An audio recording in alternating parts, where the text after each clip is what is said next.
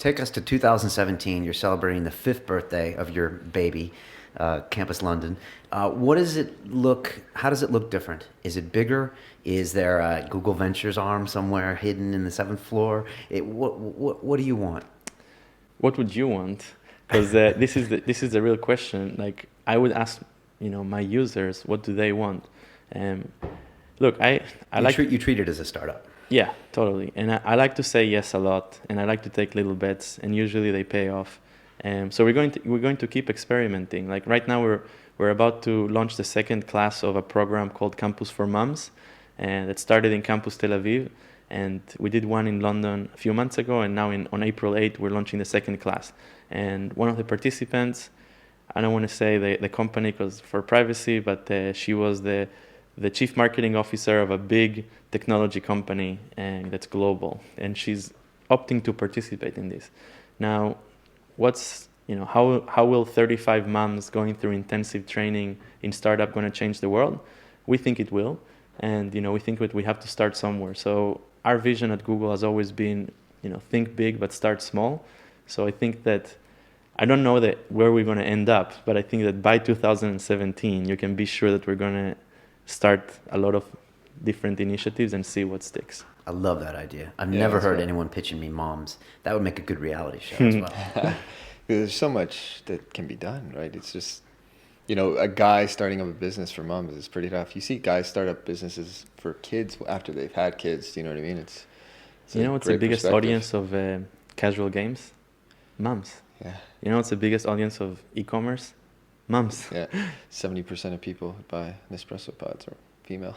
There you go. Moms, a lot of them. And Yeah. you have a female co-founder, which is great. But Yeah. I think that we need to have this awareness that actually this is something that it's not going to change unless we change it. And when you change it, it's going to be for your benefit. So a lot of the programs that we do focus on this sort of stuff.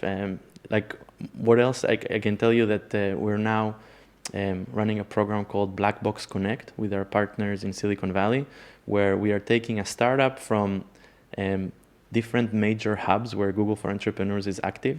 They go through a nomination process, and then they go through a selection process. And I believe right now there's something like 20 startups in Silicon Valley for 2 weeks. And they're living in this house, They're living in this house, and they're getting mentorship and support, and they get to meet people like Kevin Rose, and they get to meet with serial founders and with VCs. And then they take this knowledge and they go back to their countries. Some of them are from Pakistan, India, South America. And I think that by bringing these people together and giving them the best training that they can get, we're not only creating magic for them, but we're also enriching all these communities. And I believe that there's a lot of debate between if entrepreneurship is something that you're born with or that it's taught. And in my opinion, entrepreneurship is contagious. It's something you get contagious. And the way that you get it is by practicing it or by knowing someone that practiced it. So some of the stuff that we do is we do it directly. Some of the stuff we do through partners like Startup Weekend that I introduced you to, which essentially they run these event formats that last for 54 hours where you come on a Friday and usually it's 100 plus people from different backgrounds, some developers, some designers, some business people, some people that work for a law firm, whatever you may be doing. You may be a butcher or a barber, whatever. You come to a Startup Weekend and about 50% of people pitch an idea on stage. Like, I want to do like a dog dating app. And the crowd selects the ideas that they want to work on. Usually it's about 20 projects, and they divide themselves into teams, and then they spend 54 hours creating a prototype and working on the idea.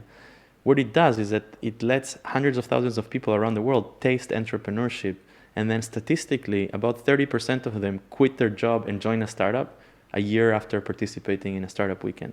So we're the biggest supporters of Startup Weekend globally. I sit on the board of Startup Weekend Europe that officially launched yesterday.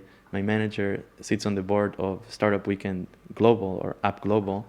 And I think initiatives like that and partnerships like that enable us to have this widespread reach and help people become entrepreneurs.